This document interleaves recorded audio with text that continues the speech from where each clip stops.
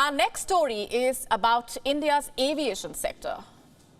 There is a fresh development, a very interesting one.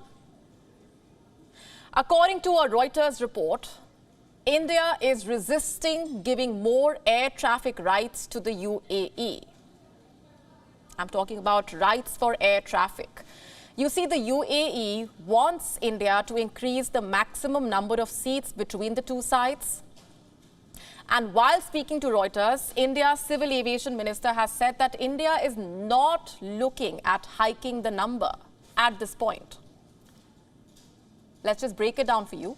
First things first, India's aviation sector at this point is flying high.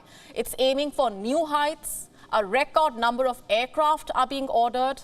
India's flag carrier has been privatized. It's also on a hiring spree.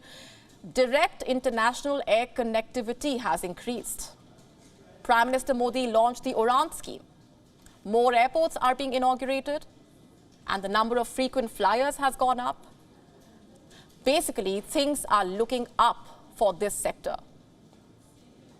And India also wants to get back the traffic that has been lost to the foreign carriers. You see, it wants airlines to order more wide-body planes so that this demand can be met. Basically, the air travel demand has been greater than the supply of aircraft. Recently, Air India unveiled deals for 470 jets, and this includes 220 planes from Boeing and 250 from Airbus.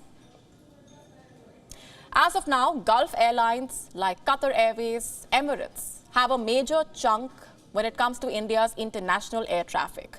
And India is looking at changing this. The Reuters report highlights the Civil Aviation Ministry's plans on this front. The minister has said, and I'm quoting, "The minute you give direct connectivity to international locations directly from Delhi, any passenger is going to prefer a direct connect rather than going through another country's hub." According to him, there is going to be an explosion of air traffic in India in the years to come. And that the main reasons for this are a growing economy, rapid urbanization, increasing disposable incomes, and growing aspirations. Let me also tell you about what happened in the year 2013, when the Indian government at that time had cleared the Jet Airways Etihad deal. Let's just talk about the air traffic rights as far as that deal was concerned.